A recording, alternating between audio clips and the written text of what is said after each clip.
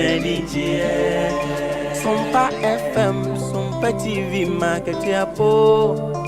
Sompa de ema enije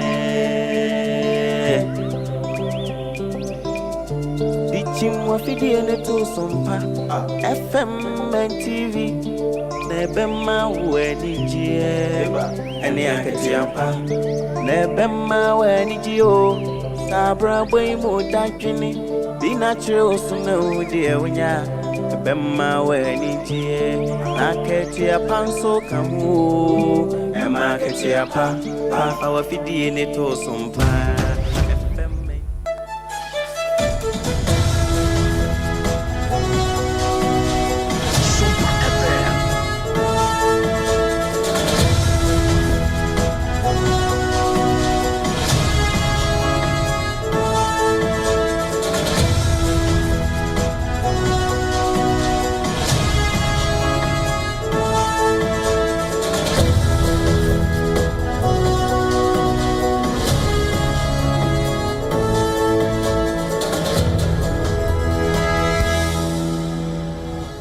Pramo ato ebusuafo ye mamu nyina haneema makwaba aha eye SOMPA 106.5 FM Accra so ebrewie dru sensema hodo a yaboaboa no ewo maimu afeya mahodo de so eka ho ebre aso se yede ni nyina ebremo se ye prem to bre kasebo na hyene nsoma ye se kasebo no efree yatena ye kase a ewo dome market hanom sei no na hyene nso se enam SOMPA 93.1 ewo kumase ayiko 100.9 so ewo kumase honom a adamfo pa radio ewo Paris France wo so efa bia wiei saran so enatakofo asom ewo SOMPA 101.1 FM so takra dikuram ewo SOMPA 103.3 Techima forces yeni o ewo 106.1 98.9 eye SOMPA sunyan afei 90.7 so eye SOMPA enkranza domafo krom ewo 101.3 so ena afei okọ mankesim ene ne mpatamu awiei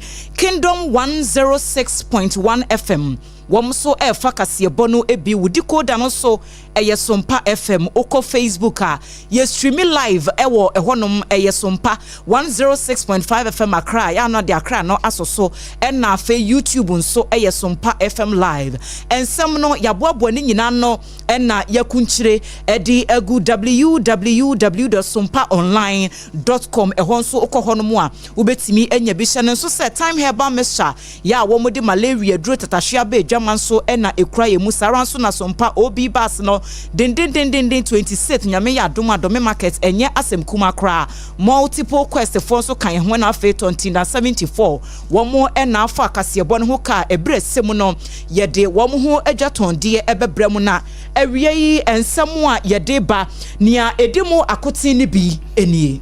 Democracy Dialogue 2025 Ghana Mampanini Enedwumadie no wa hosting Sempi Efrasieba na Omayi Chief of Staff Yura Julius Debra ede atodwa se nkwadan so twa wo motra wo mu wie mu no ewo sunsanso bone ewo so asye ye hye ehumasua ensem so no wo mu echiemu se senior high school sahodo placement no ene bibia ye krado na hye ye fa ho nyina no ye de mu nchiremu ebremu NDC amanyokwo wanam apa bibi ho toma wanam se my identity my umbrella ye bekọ homa no so ene opo checheku edi mu komo wasofo wono ene bo amane de free Omayi atena ekase aban atena ekase Yura kwache ofoso de atodwa se ora no wo mugusu a na wo mbeye adwuma de afa ho Mente me ho ase a esori ye ewo Asanko Gold Mine womo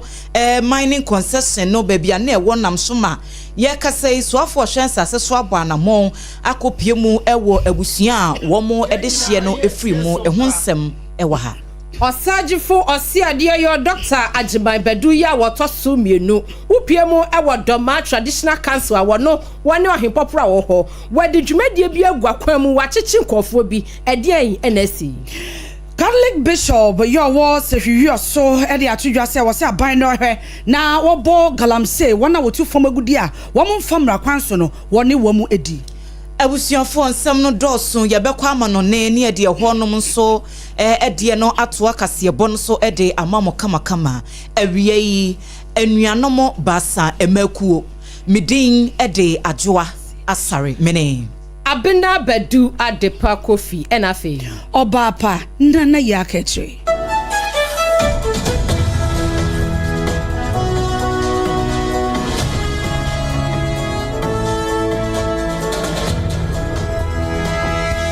Abusia yada se ye free samno ase ede ama Ghana ma panini His Excellency Yewura John Dramani Mahama ene ukwada wi amene okasai ebobo so me ne da etoso edunso panifo yi wanum aka wanum ho abomu panifo bi a wanum free amama bi so wanum nyina ababa be hia ewo Accra International Conference Center eye dwumadie kase a ekoso dwumadie no aye Democracy Dialogue 2025 entinu wanum hia mu na agya kabima minka bi amamuo no sadia mamanya yaji kabima minka bitumu no wamo adi hu komo no mahu so far ebra wanom hyase se Ghana say afi apima hankono aduokono mienu 1992 say ya hye ye de ase no aso eboa yen eniema ban na democracy no fale fare ho asesei no entumi amoa bieu wanom adi hu komo na upiemu ewa Nigeria omampani akane no no ote adwa so ewura Goodluck Jonathan wono so ene ne panifo ba bia Goodluck Jonathan Foundation wanom nyina so eka wa mutambo mu enei dwumadie no ekwaso fefefefefefe na Ghana mampani ni His Excellency Yewura John Dramani Mahama gina simpie ni apaso edna no disem sei atudwa. Thank you very much. And so I'll just say a few preliminary words about the subject, and then after that I'll read a very short speech that I've been given. And like Omar Toure said, whatever system of government you have, autocracy, democracy, theocracy, whatever, if it does not deliver opportunities and prosperity to the people, it will not survive. And so it was clear that the excitement had completely disappeared, because all the Afrobarometer surveys and all the other surveys they did, and in many of these surveys they added the question, do you prefer democratic government or would you support a coup d'etat? And it was frightening to notice that a lot of our young people said they would prefer to live under a military government. And so that should give us pause for thought. And that is why I said that we need a reset.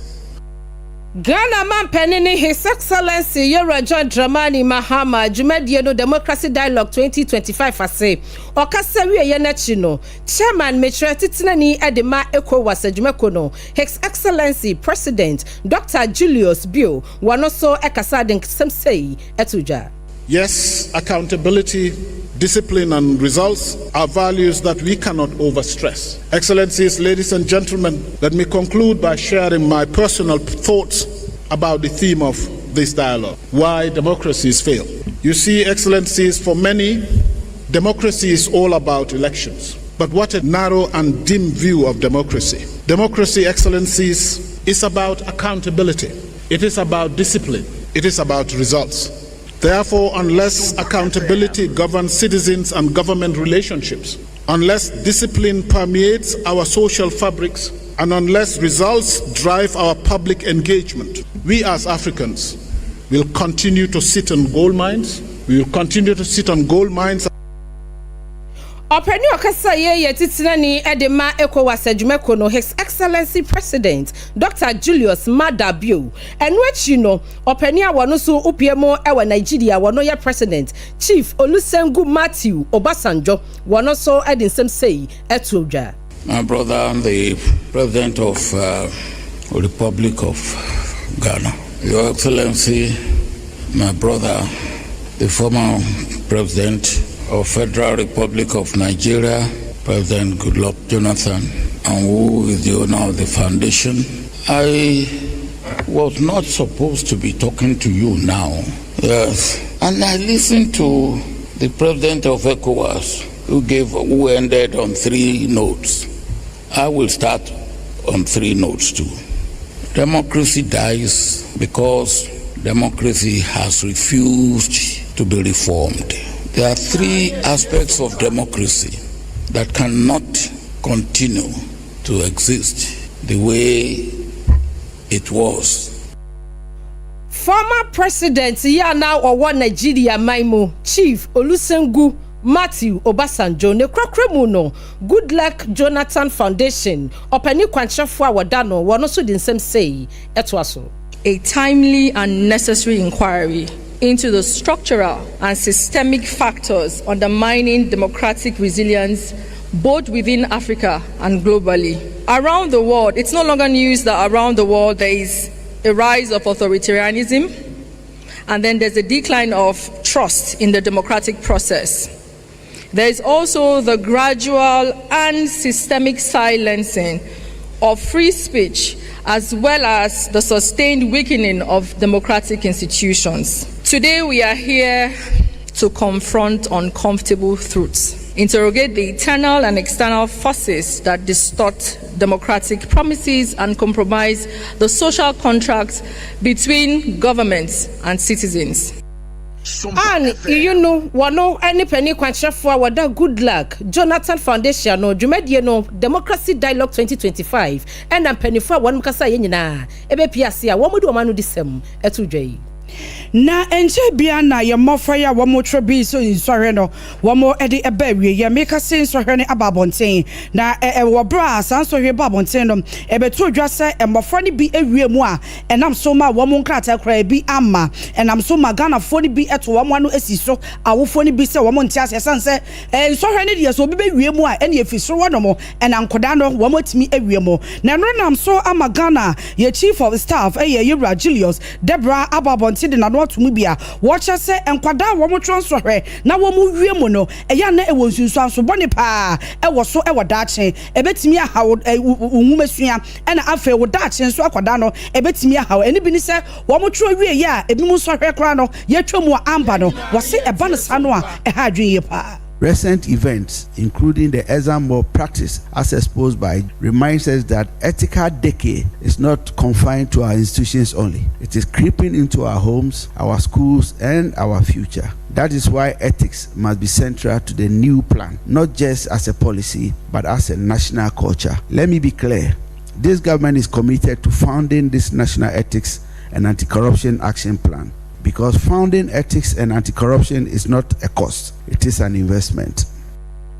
Nipo kasa Yewura Julius Debra Wando your main chief of staff. Yedaswa ejina ehumasua ensemu na so ye hye ehumasua ensem so en wo mode afutuo akwama awofo ene abatan nyina se obi anhwe no wankwa nkotue sika bi amfa ma obi se nipa na hye ne bose wo be senior high school mu kwan placement bi e de ama ne babi anasa akoda bi a wo hye no a ne nyina no eye computerized school selection and placement system no na wo mu kire mu se placement no eye free ye ntuaka enti se obi ka kire se be betue sika bi na wo pe school mu kwan enfa ma oba no a eno no eyebukata udiska no komani pakro no a wankasa eno waye wo ho ensemi soafo be de chire ya wo hwe humasua ensem so Dr. Clement Park ena wode etu dwa no wabra wo ne ensem chofo etwetwe enkomo no wo se enne wukuo yi a ena abewai puma kwan mu a system no ebe hyase na ayadwuma enti enne wokọ na wo so kwa akọcheke a na wo kwa akọhwe biaye ya yede oba no ato a eyade se ubetimi ehu na nhyehyɛ bebre ene wo mu edi egu akwan mu wo simfie bi a etwem no wo munya wo hawo ene sunsanso bone ahodo bebre sanse ye wo bibi a placement ni mu no ye frɛ no grade A schools na sa grade A schools no na ye schools a enipa dodo no a ya na wo mani sa wo madwen yo mo se sa schools no eno na ye schools papa enti nkoda no wo mo kwa select wo mo schools no a ya na focus no wo ho enti ebeba no na enipa dodo no a kwa fa school ba ko nso bia na sa school kro no eni sa capacity no a ebetimi age sa adisua fododo no nyina enti enko wiase no behe obi se manya school a mefa ya na yamfa mame na chinchine twan ya na awofo no bebre no aso mpese se school no akoda no wanya wo besesa no ede ama no wo se sa wo haw no a wo munya ye emfie bi atwemu kran tutu ni afi atwemu no wo mo mpese sa de ni ebesi biem afi mu enti adesrede a wo mo de to awofo no animu ne se adaworo ma se wakwa ko tusu school bi e de ama oba na se ba na sa school kro no enye no na akoda no anya na emom eye school fofora wo mo sre pa mo emma mo fra no ntia se ni nyina ye no omo nkonko gentete wo ho at the end of the day no eye certificate krok no a ene ye de bema wo mo na se koba se akoda kro no e bia ye de na kwakoto school bi mu na maame se mempe school wei na no eho back and forth wo mo se afi wei de sa wo haw no wo mo mpese wo mbenya na wo ma rehye mu a wo mo anya ene system no wo ma ye ni ye how biara na ewo mu no wo masiesie niema enti we de wo mo gie di se de beba no nso no enya de se ede wo ha foforo bia ede bebre adesuafo no anase awofo mpo wo ensam foforo mu no National Identification Day empanifo apa ho entema enti no sede wanom ade wamo eho nyina ewura mu na eye National Identification Authority wanom eka wamo etambo mu a wamo ade asem TB ato so a wamo se my identity my umbrella na empanifo a wanom hia ye ewo dwumadie na se no wanom nya abotre ane Ghana de hia ekasa echiechiremu ekwan a ewasa wofaso na unsu utumi enya identification card ewo mayim eno na betimi aboa ama miaya dwumadie bia abedi no eno so atumi aboa ama ho ayentem na sa my identity my umbrella dwumadie yase no empanifo ani ntini ne etoto Europia wanom koye ko any ora wisdom kwaku deku wakasai wano ne acting executive secretary edema eye authority no na said ye ochechiremu se ebra mpanifo ede sa dwumadie no ehye ne nsa na baabi a wobeto ye ani baabi ankakra wano fa ye wamodi akwasie no ekire say National Identification Authority adwumaku no wano ebo adwuma pa na ora Williams and Poma Dallas wano ena ekasa ye woto ne bo ene sompa kase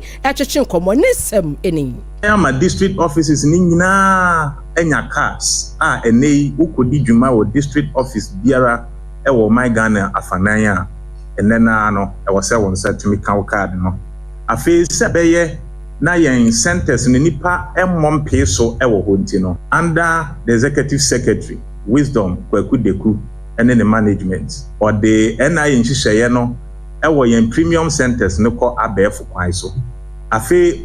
yewura wisdom kwaku deku esan de tuja se efi se obetina akonyam no wehu se ye mra no a ye de eye registration no a check akra inte ho behia sense akra ye eba nti ene mo ka sei one na pamfo akeka eniema boma kuchire gunkrata aso e de akoma mrahye bedwafo se o monhwe mu ma no Ora Williams and Poma Dallas wano ena ekasa yesan se wodi juma ewo National Identification Authority NIA wanom adwumadie ni nyina wana ye brane brano no wada wano a wakasa International Identity Day ya wanom lanche ye no wamutu din my identity my umbrella amani boy na opon checheku ena chodesom yen Waswafo wano ne bo amaniye de free aban atena ekase mo eye Yura Felix kwachi fosu wababonti de atodwa se aban no ni srade hunu se efomo gudie tu a yese yensu ane yensase na wonu mu ni tumi krata bia no aban no behwe na wasia no kwan wacha ase kra ya wodi ehu adwuma na wade atodwa se wokopie mu ewo miamia bia ehwonom no ye beka se ye hotspot pa cha se ehwono eba ne fomo gudie tu a eni edin papa ekosu gidigidi ya ehwon suo ni nsase na wonom ese no wade atodwa se sambiambia no eya de aban no atunani esi wonom se wobemba asrafo akọ ekwa ho no mo kọ no wo mo kwa kwotena ho enye se bia wo mo kọ no mo asanso abada bi wo mo kwotena ho no mo di wo mo nyuma ewo ho no mu a ni nyina no se wo mo bebo eban afa galamsey wo wotu fo magudie no wo mo nitimi krata no wo mo eba bobo ho ban ya wo bra woni central di nkobo ewo ebra asebu kwa mankase no sei eno di tudwa. In addition to all these measures to curb galamsey, there's also the Responsible Community Mining Project, which essentially hands over some disused mines by lawful mining companies to the youth so that they can engage in responsible mining that is monitored, that does not affect the environment, and be able to make money decently as opposed to going into this dangerous work of galamsey. So I think that we all need to establish, we need to be clear that even as we take steps to fight it, those who are engaged in it still find reason to go back. And some time ago I said that the galamsey has to be an eternal fight. It was taken out of context to mean that we will never win it. But we have to maintain eternal vigilance. That is why, as part of the efforts going forward, all those places that are being reclaimed, the soldiers and the security forces won't leave. They will set up permanent camps to ensure that people don't come. At least the 44 forest reserves that were endangered, and all the riverine areas of Ghana will have permanent security presence to ensure that people do not come back. And that will be rolled out in the coming days.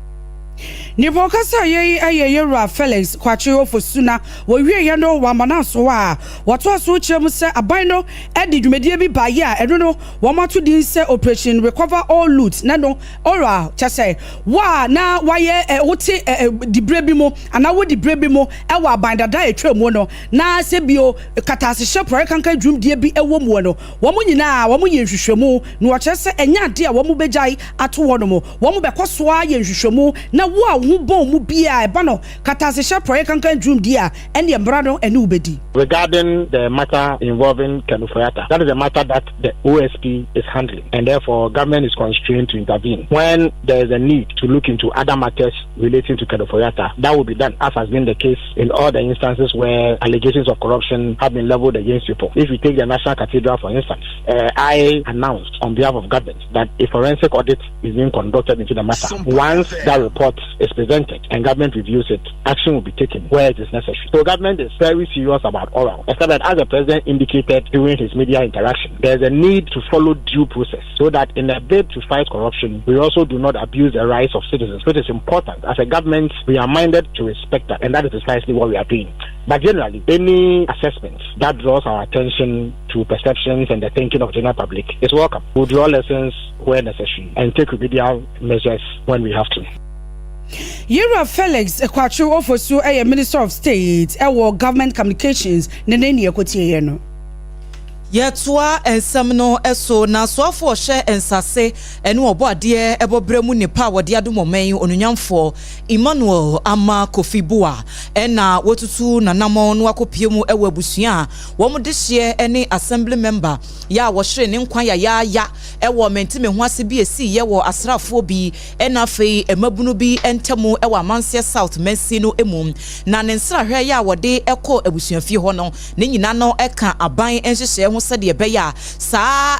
enchenuaso ye sori ye ewo empotem ho no wo mbetimi ahye no mamani nyina adwokra kra efa Asanko Gold Mines wo mu adwumadi ahodo ana wo mu di mu bekayi a September ne da na etoso enkron ena mentime ho ase bi si ye ewo asrafo ene emabunu a wo mu ete empotem ho ntem wo masem a na wo mu kan nyina ne se Asanko Gold fo wo mu ba krom ho nye ne wo ma ye adwuma ya nso se mpuntu edi mpuntu beba mpotem ho na mabuna nya adwuma ye na ne makoye se bia ya yetu afoma gudie di anko manfo di hia wo ho wo kwan ben so ye no ane sen na men enti wo mo ekọ mining concession ho no mo se wo mo ene empenifo kwa kasa na so anko wiase no eniema anko se de nanka wo mo pe no ma empenifo eda mines na no so to nsa e de frɛ asrafo so wo mo mra nanka eja wo mo mebo ban enhwese bibia ebetimi akonkan so wo ba ye no na akwakoye akasa mentime ho ase nam so ema assembly member ba ko a owo mpotem ho no so do wono etoa nananom e wonse de wo sa kwan no eso na efiri honom no empenifo dodo no a ene de wo ma no ato sa ensem ye obia asem a woka ene se de be ya asomdwe ebetimi ayiniti ewo ho enti enu a wabra Emmanuel ama Kofibua ekopiemu ewo abusua no wo mo nan so no enyo no nko a ene koye wone technical advisor ya wono ema soafo no opanyina wo hye chire chief executive Emma Minerals Commission no so ko bi director of communications ewo asoye ho no mo no so ka ho afei chief inspector of mines ne penifo ahododo no a ene di soafo na chi a wo mo koye ene wo mo kohia abusua no wo kire mu ese wode ya konsem a no odin pa ene firi no ankasa ne nchen ena afei o mampani His Excellency John Dramani Mahama said ye asie no eyade bi a entweye ne mom no wo kɔ anim no wo mbɛhye se wo mbɛtototo ne mama somdwie atimi aba empotem na de mabunu no so hwehwɛ no wo msaka ena ne krakra mu wade afutuo ɛkɔ ɛde ama Asanko Gold fo no ɛsɛ sɛ de nneomasi fɛ kɔ no ye won hwehwɛ ya sɛ wo tu efo magudi a ye de ɛma wo sɛ ubedi so wo bɛsra da sɛ san hwehwɛ no wo mo hwɛ no wo mu ndi so na ene se wo kyena se ni de wo mu nyine nyina fi wo na asomdwie enkoso a entena ho wo efoma gudie mu a wanum gusu a wo mutu enam so ema eye Asanko Gold Mine wo mo ne emabuni ede yantam so na watwe ba ko ni mu no upiemu ewo Doma Traditional Council a wo hen popora wo no ate adwa so wo no kura ya upiemo e Bono Regional House of Chiefs ya one president eno no osagefo osiadeyo Dr. Ajimai Bedu ya wotosu mienu na asem na make wasi wonchele obiada wasi hu bitasiu na eja wodi awose ukura obi ana obi kura wachi na wabepiemu wana asase so se wo baba betu afom agudi akwambone so de wasi wongri enti ni wanu ankasa ate anti galamsey tax force bia wanom ewa ne potem ho na womakọ nkronkro bia eno no ehya bono eye mantam ho anmu ba bia wo hodie wo bia nim se sa kro ni de obo odini a ni ade galamsey anasa small scale mining anasa illegal mining ni ade atage wasi ekro bi ade akontanim ehwa wa mutu afom agudi akwambone so ho pa doma akwamu eka ho afei kiremasu afei kobedi eka ho wamenafo eni nkronkro bia bebe ni nyina ehyemu ewodoma isikros ni badwanim ehwo ana ohimpopro yi ene ne anti galamsey tax force no wanum ekoya die esiye woto amane yi ene sompa kase ekyerkyensem se kyeryen ntimas rahwani die kwanso obia ni mobia oye bia onka nje nso njai emra bia nye galamsey nso ho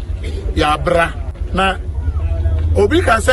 obaya so odina ho ka kire no lonti ase ahunja no nia bato ne ne mienu de eno de nso ho ma bia nka onde eduru ama me fo no mfa ahomanya bo hu yam ba jo wate ase ani de kwan so de sha ho bo meba be ye bi kase bi e wo krom ha emre kase akase mo mpaye se ekwa ha no baba na krom na se nya ho an ho de nam tukwa na nya ho no nam de baba na mo galamsey de ko si se meduru ase ye betutu fo ma be se be nya agudie ni bi ho ma bia anya de on se ho asase no enye sa sika se ba ho ye de bo ho bra se be bia be nya bi no mo ba ko mkura na nipa no a be sha akiri a ye de ma be no ni be mfiri ho hako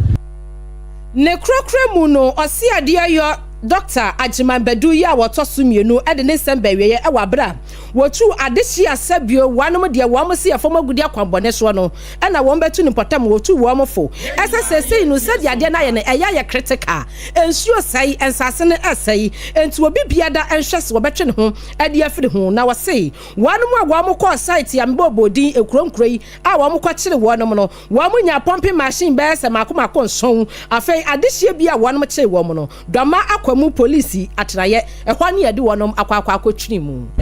ntimas rahwani die kwanso obia ni mobia oye bia onka nje nso njai emra etia se obi beye sa ade no mfie dunum de dada no waba eduru so a maame papa abusiafo so mbadi ho ya mboa hwana ba ya baba chebe ndi no mabu na yadi mboni ni mi yen na nju visa pa na boni so ne ntia nanami mesra de hie na ho anyina ma ate se sa ade na ojinyini woni mo bi aka chere se sa ade no efiri na ko yen pe bibio ye de asase no beto ho ko sisa na na banya nipa bi a obaba ye adwuma no ama ya de hie no banya bi ayo ye banya sika afirim aba no banya sika afirim assembly banya bi ye bade babo ho bra pa jo wate ase obi biada atiase papa upiemo ewo doma traditional council wa himpopra wono ati adwaso afei buno emantamu no buno regional house of chiefs ono ene wanam etitinani osagefo osiade yo Dr. Ajimai Bedu ya wotoso mienu Yet also now most Reverend Samuel Nkwamboaten Catholic Bishop was so na onukro ya yedwomtireni edema Western North Regional Chairman edema Peace Council wababonte akasade afa galamsey ya yeka ho asem ya ehu ochase ekwan ya yehwe kwan ya omufa so omutu galamsey no wose enfamra kwan mu sene omu se yensuo ene yensase no ebeto mre bi no enchima ba enya ade a womo ebenya nsupa kra no wamo no mosisi akra no nsuo kra wo pebia no mu a okofom se wokose fom nsuo kra wontimi ennom esanse wormo asai no na no eno wo chese ewo benya pa se aban no ebetu nani ediesi wonum mom ama galamsey to no etimi ehia no esene bibia esanse yensase no womo se no no yensuo no womo se no no na wokasa asem we wo bra na womo edi dwumedie sonkokra e Western North mantem no mu a Bishop Edison Semi etudwa Which are the course in connection with the Galamsey na Ghana wa hunchire. More modern say the ubia no. Yebeka abuano na yedi tu sa ahunchira yomu because ya hunchira mo amotwa mukono mo bre na mo di bibi maye. Yeso ayo hey. O yensem say yenhweso. Chima so beba bi sa yense yena na mudija mo no hwe so say. Te ya hunchira nya pa so ubia ebo e fu omayimo. So interest no is very high. Because but interest bia so no say ha dia e oman no de. Atiase men say na me committee bi work cross so share if you free say you are be anywhere call I am for na we could do praso na for those areas you see anya media mayen technicala bisa say agana adentina yes say masa because I know who your friends and pra who and cobra who broom who offend who ayinsu ya nkasa tano tano then about you when you are there say o ma obimpo e ka bibi kire adentina the say my yes ya manisa Mama Bishop you know wa mananso wono mu a woto aso chem se enkofo bi se aban no and declare state of emergency wose ane ebebo pa na mom no wose aban no ye ne kakra san se ye ka se state of emergency a ano ohye enema bibre wo hono mu a obeyi afiri mu na wodi bi ahye mu wose aban sanso a emboa na mom de o kan se aban no fanto no ho so na won kumfantia eye galamsey. Technically, Nebia, what constitutes that, details, Nebia lawyers may be in a position to say it. But of course, literally, you can't state of emergency. Because what enye, the Abanutiana Mubia, a bebwa man, a microphone, so I day, or money no, my transit or assumption. Because I did be a mountain transit or assumption. I just say, be a state of emergency, microphone, I say, policy or the bana, Abuamandia, enya, a high no, the Bessa Hinchman, so I day, a year free ho. There to me as a minor. Ya fire to my efra because when you ask no wangasa no said the obese hu na the obese wunya no ejina hyehyɛ wangasa wo de bede wo de begu have set of emergency no aban say policy say yehwe especially enkro babi a ekoso pa because methods no methodologies no ados no say hu bibi papa bi efri mu ayede aba nti ebasa anytime bia obetra kam no hu nsuye yi said yesi ko na wo hwe ne kala na ne babi no na ne krokremu no Bishop ede efutuo kwade maganafo ede adesede to womonim se aban no kwantimi ntu galamsey ase ne utsa 2020 no wose obi a ede ne ho gimo na yentimi ntu galamsey no ase a collective responsibility. But the dream may be a phrase of being for your power is like that, you have no power to act. Here is a word to me, it's 2 minutes to me. The dream may be a sad by a day. How many times now I want to say Bishop see but Bishop going to me need to me say Ubo Galamsey side that Uncle Cheno, non van yede, and they be a one saying near my own say that one to me a ye be a uncle yim power to me, the assembly, the assembly court. See, but to me to say, I'm on one. But say, your friend say, near be because one, we chief, and Sasia Shawansa. There is no way will be Begalamsa or my view no any income. I have buying pool now, Suman for granted. There's no way, Abia, I'm paying for no more MC, DC and original minister, a bit more Emma. Nipo kasa ye most Reverend Samuel Nkwambwati wano sehwiwi so Catholic Bishop onukro ya Western North Regional Chairman Edma Peace Council. Yenra manyosemu ekakra na Opanyiri bako a wɔhwɛ nim so obehim franka diama osunu kokroko New Patriotic Party NPP amanyoko no Dr. ya wose duchimo opanyi kane na wɔyɛsoafo a wɔhwɛ ehumasua ensem so wɔde atodwa ya a wɔkyerɛ sɛ besi obi kasa wɔpɛso wɔdi mampanyini a ɛsɛsɛ nipa no wɔtimi nya wɔpɛ sɛ wɔbɛdane Ghana kora no wasiesie no na etimi ayɛ kama no watu ahokyerɛ ɛne ohia buburo ase na wɔse MPP ne ya na yɛ kan ɛna den na wo ena o background ye den sa ne ma no nyina ehu hia de nanso se nipa kro no woni opɛ se wo be bibi papa bi ede ama oman no a ene na sa nipa kro no ye to aba ama no na ono so aba be pesika ne bi na wono so akose de nipa dodo no a edwene no wo se ena otigu Ghana ye monten so na obi se ede pa na wo how kese a wo mu a obeka kire se the systems are not working obeka kire se ahokyere e wo honom wo ye bibi a enye ye cost of living no ano den papa ene rent ikum nipa transport ekum nipa eniema hodo bebre no na ekoso wo Ghana ha ehu behia se ye benya wo bi a wo wotema na wo opene se wo betimi adane sa situation sense on de ohun ni se wo hia de ebi wo Ghana ha pa ene number 1 problem wa e wo maimu enu nti en wo nu hu se saa niema nyina attribute no wo bi ya obetimi e de aye adwuma no amansa kire kese aba omaimu yentie no wabra won nsem twofo e kasa. President of Ghana means that you have a mindset that tells you that things can be better than what I've inherited or what I see today. If I ask anybody what's the greatest challenge facing Ghana on the street, I ask people, what do you think is the greatest challenge facing Ghana? Number of them will talk about cost of living issues. Things are very difficult. At the end of the day, I conclude that the greatest threat facing this nation is poverty, and that we have to be frontal.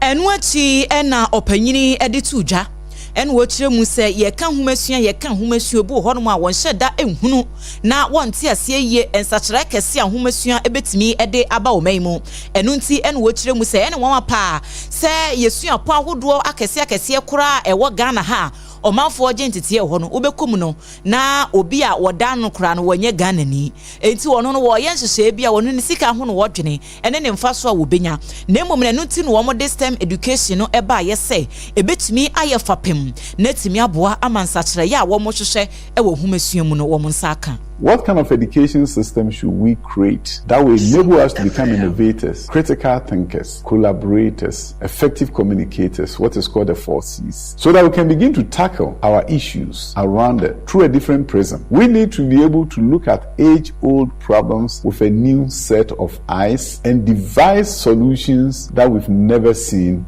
before. Eni ekotie yeyi eye doctor ya wosei educhum wo hwanim se obehim franka ede ama NPP amanyuku no kane no na oyesoafo a wo hye ehumasua ensem so premto breakfast yebo e wo SOMPA 106.5 FM akra ena yedaso a ye kenkan ede ema mo hye nsoma yese ye betena ha ne ano dendenden na yenya hoɔden ne ye kasa densem no bro na wo fili e wo fie honom wo fili wo ka mu na wo fili e wo wadwuma mu honom pa cho enyumaku bi no mo adaroma womo eso ya sinema ya hoɔden di sika ebo ye chi domu a yetimi ede bramu nti yenso no esese ye ton womo ade ema womo na eniema nyina etumi e balance time heba mesha ewie ye kanfo ede ama wo biara wo fie ya samre atiridi ya de atete wo abubu ede egu hono mo untimi kura nsore na wapa aduane bi edi wonu mu ato untumi enidi general body pains obu hono ma de bia wo complain ena obefre no miti wo chena obefre no menan adechia obefre me jonku ni nyina no ye wo hawa hodo bi a wanhwe ni ya ebetumi ede wo haw ni nsusunso kese pa ede abre wapomuden enti per time heba mesha ni binenom na entimi emua mesha no ene ne capsules no nso ewo edwama so a eno no eboa emma ene mema na siesie baabi ama eho nyina ye kama oba ehonom no enya nika me pacho per time mesha ni bi ene ne capsules nenom na beboa ama eho tighten ama niema nyina che said the traffic catch ewo dome market hanum sei no na bibia etimi akonkan immune system no aye weak enti yade bia ekwa kowu a age wo bekrawo general well-being esiesiewu afei empasogoro nso se won sheda enkonkan woni wukunu na de bia wo haw amane na waye sei na ne de mani angide bia no wamu na obi bisa obi kura wo mpesa obeka because anajo no the course no wani anye ho me patcho time herbal mixture ni mixture ne capsules no na ebetimi aboa wo ema nom emema so enom wo pene dodo etu a me patcho fre sa number 0244 417 669 0244417669 afei wo ko bebia ye ton enuro ebia onsa ebetumi akabi SOMPA 106.5 FM ye ne years toothpaste and a brush na chese ya kan ba kire ho Leicester Company Limited for ya ye de SOMPA OB bus no toa wo wo pono no wo dome market ha nyame ya domo abosom ya ye wo mi ne da etoso aduonu nsia 26th Friday entimi pacho hye date ne so ne mark calendar no eto wo se de be yedu honom a owrenfi obi wo honom a se de ti studio he ya ye kasa inasum nko a ene wote no se nya so obekọ Facebook pa na obehu adwoa manim se de sifate mehwene mano se de niema sifate abake ya wote ha afi wo ba pa wo brempo ye maame akosuago ene obi biara a wote ne nka obi biara a wote ne nka ewo emframamu no me pacho se obi ho no ma wonhia ye kura da ne kodo wote ye ne sa no anu wowu me pacho bado me market ya nyame ya dom a 26th no me pacho be hunu ye wo ho na wa bebe hwe bibia ye news editor ya wasemu ema niema timi ko nkan wa akire nyina ba be hunu ai wo gina pono na no ma instructions sisi a ubetimi aba be hunu na afi wa hunu se de yeso ye news no ye programs no se de sifa ye no enti anopa no num kan na ya hyase na ye de programs no to aso horom na afi no nsia kase bo no anopa no aba ne de first service na to aso na preach na e wo horom apostle so de ne de aba na afi ya bo nyom kakra prem to bre ne eso a na news team na sa betena se ne de ne nyina apɛ so na afi mobrasem eyo obi asemu na ye maami akosu agwa aboaje ene na pamfo so atena se na womu de nyina ato so de amawo afei womu ewia na for God and country dwumedie no nso aba womu tuamu a nonum ne fa bo a na hot bite kase bo no evening news no eno so ye de 20 program ne de pack ya parking ne pa ene ye de to a ewo dome market nyame ya doma 26 September ewo afia emu enti bia wo ye adwumakuo bi wo be pese wo ba be sponsor wo be pese wo ba be so yasene na ya bo wo adwuma ne ho dawuro ama wo manfo nyina ehunu a me pa cho eno so wo betimi aba ye office hanom sei na wa ba aba be hu team no enye sanso a number 9 me de ba betu dwa no wo betimi afre na waginchiremu eye 0547548538 0547548538 ye betcha de enso ewo dwumedie na sesanse nyumakuo bebre yas toothpaste and a brush ye beche bi hot time hair by ye beche bi bell beverages ye beche bi 21st for enso beba abeye screening ne niema etetete sa multiple quest for nso kura ye mu dendenden a enye asem kuma na meka wo se mabo multiple quest isui na meka wo se wo mo no eye adwumakuo bi a wo mo edili wo metal enade enafe glass ho installation ne fabrications nyina me pacho say ye window installation ene ne siesie wo pono no na opesa wo ye installation ana wo ye nsiesie bi wo ho ye wo glazing solutions a doors ahodo a ye frameless ne nyina wo mo ye bi wo ho no stainless steel de na opa afei bi a wo pono no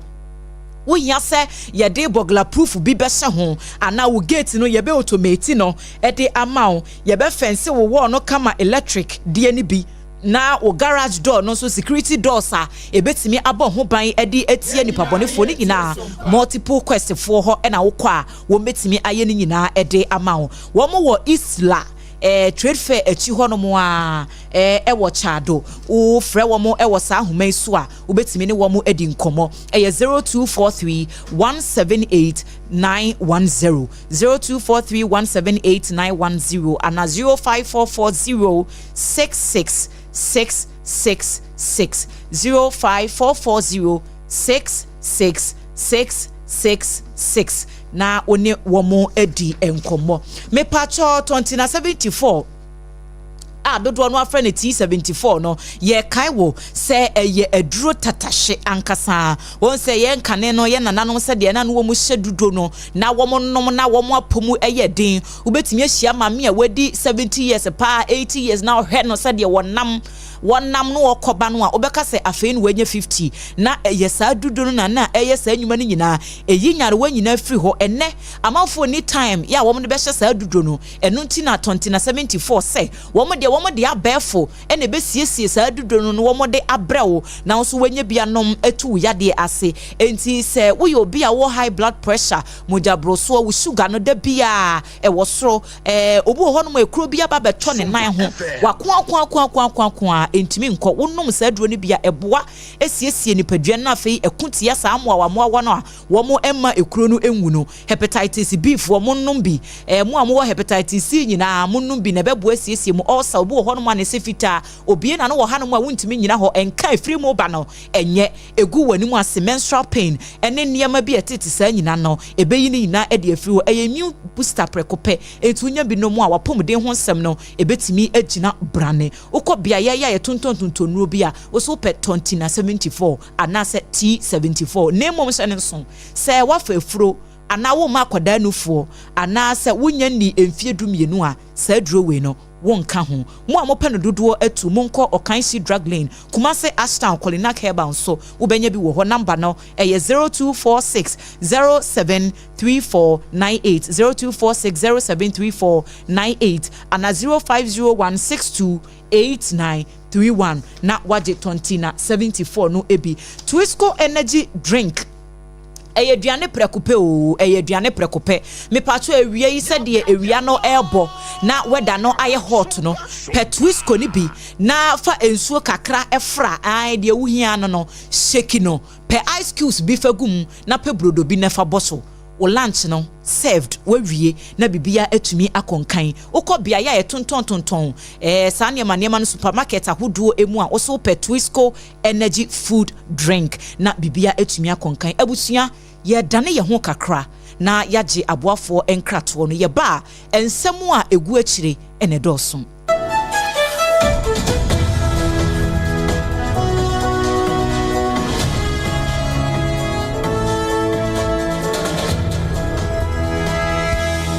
Ewra, me pacho bra na me hwa de wo bag ni. Bra, aden, enen so biem. Hey, tam heba me hwa ya me ka se yi ba kwin. Ani wayi me ensen. Bra, sanya tam heba me hwa esia gyemi ni me fiefo enya de abaako ebeso yen. We de udi se ofa ni nyina. Time heba me hwa, me ka se me di one dance ya heaven ene de mekwa akopie. Enti se malaria, we draw ne time heba me hwa. Enye enunku o, de nanum ato a wontimi anidie no. Time heba me hwa duro no ene ye ma wo. Oba a wafa afuro de wo ma akwada nofo. Ene akwada woni mfie dumienu entimi num aduro yi bi. Se obeto aduro yi bi anoma, hwe se wakọ hospital anase lab am ye hu se wo atridie malaria yi bi ansa. Se obetam heba mesha enuro dudu atu a, fo ani kire KNG Herbal Center ewo Emrom Abidjan House. Ana ba akoso wo atonsu Monaco Junction. Eno echi obenya bi atowo over the counter medicine sellers. Ene herbal shop dodo na emu. Fre 0244 417669. Kayo set time no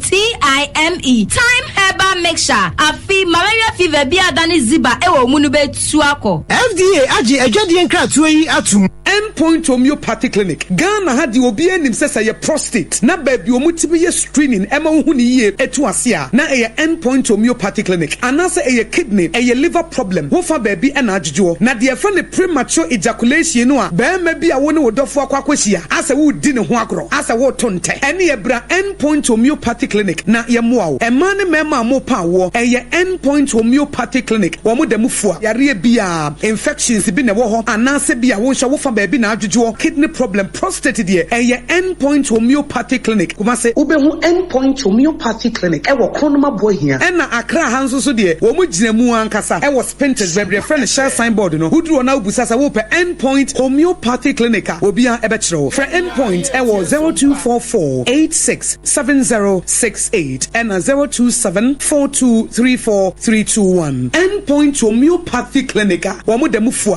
tontonte yenum nsane efadwen ne efadwen mpa say na nim say brebi beba ama tonti na 74 opa ye ne simple T74 abeye adru tonti na 74 ana T74 asa twe yadwene asina nanom dodo so se de na dodo bua ma nanom enyare basabasa no saa na tonti na 74 ana T74 ebu anipadua no emo immune support enti obi onum bie no abrebia ne ho den tonti na 74 yi nso yaye no se nsuo krokro wa kama enti ba bia wonam bia obetimi de wade akọ samene wa anka fi na ekroyi eda no nko na wie ye wa bra mennom T74 samennom tonti na 74 menya hoɔden mennom ne da bia T74 yi eye hahama ene ye de aye na DHC ena aframa na ye kama saa no T74 ahoɔden ne apomuden ko a wokɔ pharmacy ana ba bia to nro bia wobenya tonti na 74 yi bia to T74 yi enye ma oba wa fa afuro ana obi a ɔma nufoɔ ana se obi a onya mfie dumienu etufon frɛ 050-162-8931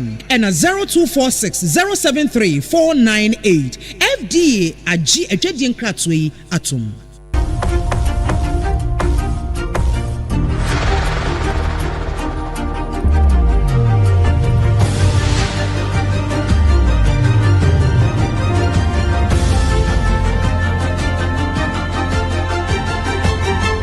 SOMPA TV Emma Aketiapa Ebusia Ketua pa yɛda mo ase yɛ mama kwaba na yɛtoa ensam no eso ɛwɔ nsam foforo mu ɛde amamo na sɛdeɛ NPP amanyoko wɔn mu a wɔn pre franka tudwe ɛdwa no enipa maako nom wɔn gusu a wɔn mo ba wɔn ntoa no ɛnya asɛm ketewa empanifo pi na ɛna wɔn ehwɛ wɔn support ɛde tata ebi mu akyi ɔpani a ɛnkane no na ɔyɛ emrahye bedwani a wɔsoma de hye na wɔn ɛwɔ Tamale Central abato Suyaso ononyafo inisafuseni wɔno so akasa wɔse empanimfo bɛse numu a wɔn mu nyina pre frankwatu ni adwa no wɔse uhwɛ mu a enkane asen central mrahye bedwani ononyafo Kennedy wɔhene akompreko Japan kamia yɛsɛ grassroots no dodo na enetai na chie wɔse na wonim die ntia wɔse kane no na ononyafo Kennedy wɔhene akompreko Japan sɛdeɛ na bibia mu na sɛdeɛ wa distance ne ho na ade ne nye said you best chere ne se obeka o ka nokre ama NPP amanyoko ni Ghana de hye nyina no ehun se ade we pote na me kuo wanom ya me sososo wo se sa ne ma ni nyina na owura no eye mre bi atwa mu no enu ti ana sese wo hu ne se ne ho akwaye akono a grassroots no wanom etre wo mo support edeta na chisa no ebra okasa no wo chirechire mu ebra 2024 eye Dr. Haji Mamudu Bawumia ene ononyafo Kennedy wo hina kompreko Japan wanom na ye na ebra Dr. Haji Mamudu Bawumia ekirim no ede hwe ho no ononyafo inisafuseni ekiremu sei Yentu so yada so gina MPP amanyoko no emo na yebekwa kopie mo ewo Tamale National Youth Wing ya womo ewo MPP amanyoko no mo ede nkrata ba ne ya na womo nkrata ne nyina ene se ye nyina be kai se Tamale enrada Tamale Technical University womo eyo ye tre adusuafo ya womo ho eyo ye tre editia school mpanyufo no ne nyina ne se sika bia mpanyufo no echichie no womo eni enye ho na afei omo hia nkyeremu pa e de afa se sika na mpanyufo no ejije ewo school mu no na no enam so ma basabasa ye kakra bi ekoso e ma posifo kopie mu hono mu a meka se yesi nipa enum e na womo eprepre mu odin a ye de womo akwakoto TTH meche Tamale Teaching Hospital ya mo eje ayasa na wosansemi enwunti no enam so ma National Wing MPP ya amanyoko ne mo wo mo baboti che se kwan ya policefo efa so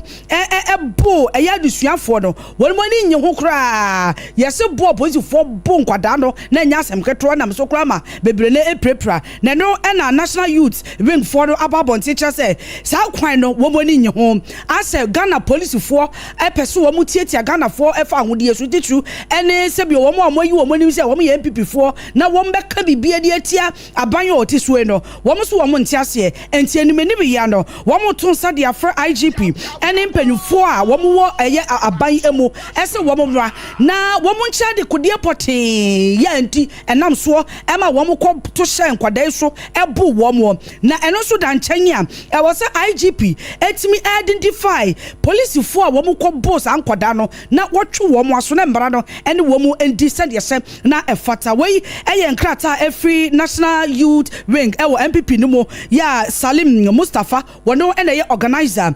enensa ehase a wode sansemi ede etudwa na wasa ensem kroya emuno aprosifo wo mentife do mantemo Northern Regional Police Command no wo mo de ensem trofo nkrata sie apie eja wo mo so echim sese ade adwobreo wo mo te de ekoso ewo suapono emuno wo mo so ema wo mo mrantie no ho ye hakoho ampampa wo mo koe no na eye no krese sa mentime ho no se no esi wo hono mo a adesuafo no eye ye kire dindindin nam so ma enipa binom eprepra ye se de wo bapa echirimu no na se ye kasa idie wo mo se wo matimi ni adesuafo no akasa e na afenso nhye bia se se wo mo de gu akwan mu bambo kwan so e ma asumdue eyiniti wo ho no wo ma ye ni nyina nti sesi ade suapon no emu eho adwo boko na bibia etumi akonkan nanso wo mo se enye se wo mo ma no aso ho no mo a wo mbekoso wa ama bambo ho nsem no agina naso e wo empotam wo kopim se obi abenya ne ho ntiase sesi ade o ha obi eni ho biem na ensemchofo enkrata sie yi Inspector Lukman Nendo Alhassan wono ena eye regional PRO edema aprosifo a ewo mentife do mantem wono ena nensa ehye sa enkrata yi ase Ebusia yemo prune kopiemo ewo asante emantamu menhia na yenyina yenimdie esi wo sesei asante hima ya wakwa nananom chan ewo kura ne doti yie a wanum gusu a wamo ye ne yamani boni ba wa bedu otwa ani so yenkra no tew e de a kyen ba wa ma hey na som to aso dian e na esi Bidu zo mini aba wotenenka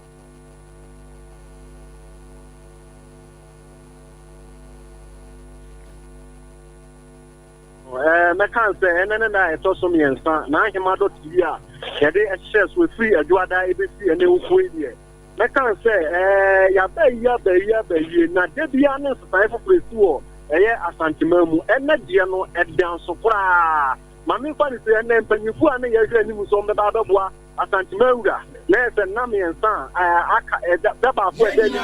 yet Napono, Wabua Ama, was one after Wapra. And I met you and then here you say,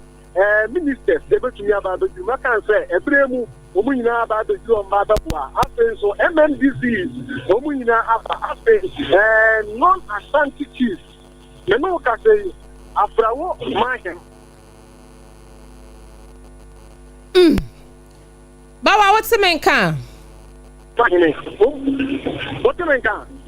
And yet, on Catswasso. Aha, if you 3 months, Omo Mahine, or no so our men get to have no catch. And the matter there, and the open a mamma mania. No fun is there, Yankuma, dear, near no Badia, and then open men. A black one about Adia Wayano, you know, what we are. Afupa, the near was Afupa, what just your own you. Ukrano, a black one out in Yaka, who went to while we are one more. Now, Menoka say, almost so much your man said, a black body was in your Yenshobia, yes, Yenshobia, we are Cromeno, Yenshobia. That can't say the Biada when you for a margin out of almost 3 Santimantia, Omuna about the 4 Santimura. Not just me and son. Next to why I can't him, and it's not you. You can't say anything. You must be piano, and you may have about the summer here for what you're some bar and area, Madama. Mo bawa bedu ya dasi ya mani boni ya brene brano watson krafri asante mantamu eni yatene kan efri menhia Abusuafo ye firi ho ye de kasebo no ekowie amanone na ye kɔ amanone no na ye kɔ Gaza ene ne mpotem na Palestine fo ye kasa de wo mo da so a ya wo mo edwane epe baabi na wo mo akoko pie mu ewo Gaza City wasanse Israel man no aye na adwene se wo mo de wo mba beje sa city ni nyina e de aboso enti ene bomba hodo ya wo mo toto ne attacks a ekɔ eye Palestine fo no eso no enye asem kuma kra enti na esese wo mo hwe na wo mo ye bibi e de fa ho na wo mo so wo mo bambo ho nsem no entumi enko kan na asrafo a ewo empotam ho wo mo se wo mo ye nhwehwemu ewo sa report no eho na wo mo hwese wo mo de niam nyina ebeto din na yesesa attack no a ekɔ so ewo honom no nam so ama ayaresabia kese baako a eno nso ewo empotam honom no emu adwumayefo ne ayarefo kra wo makɔ honom gye ayarehwe no esese wo bia pɛ ne baabi efa enti no wanhwe yi a na ohaw e de abanti no bambofo no enyere wo mo ho se de wo mo ahye no na yenhwe anim se asomdwie ensu ebetimi ayi niti ewo ho abusua ewie we so e na yebegina na nsema hodo ye boaboa no ede besomo ewo SOMPA 106.5 FM se ye prem to breakfast ye bono yemfa ni nyina ensi ewo hanom se Facebook messages ba ko mienu bi pe na yen sorry so enfama ene yen fast down for mahajia special local food say wo boy chabane e me the Facebook messages no abremo na we Florence o si sa no de wo de aba Rahim Rankin so si na ben na mo ka ho asemi na Florence so de aba wo de na makan nana mensa ke River Falls and so say good afternoon so wo hwe news no chese news ne de no de o se ya chen bibia ono so ne de no no na na ekua mo aboaten and so Ablekuma Central was say AK Dr. Beumia ebe lead 2028 was say John Dramani Mahama on declare state of emergency ewo galamse ho ono so ne de no ebusua messages no edoso emberenti yemfansia ewie ya pesmakafo eyam yensamedin ene OBAAPA nana ya kechre na afei Abena Adepa Kofi Enafe. ADWOA ASARE na senenso efama yen. Ese SOMPA OBAAPA no ena ekura yemu afe time herbal mixture. Enso eso yase multiple quest for 2074. Enso eka yehu bi ena yede ensem no ebremo na ni yede baye no so na edo so pi SHS placement no ene ena empenifo ebe release ya Sanko Gold mine for ensensem wekobaye no so Lance Minister akọ edensra koma assembly member na wo hwe ne nkwano nebusuafo de ya konsem so ekoma wo na afoforo bebrenu eka ho ene yede ebremo ne yesori mobrasem eyobi asem ena eto asokoso ma afidie no ena ha ya yakramo.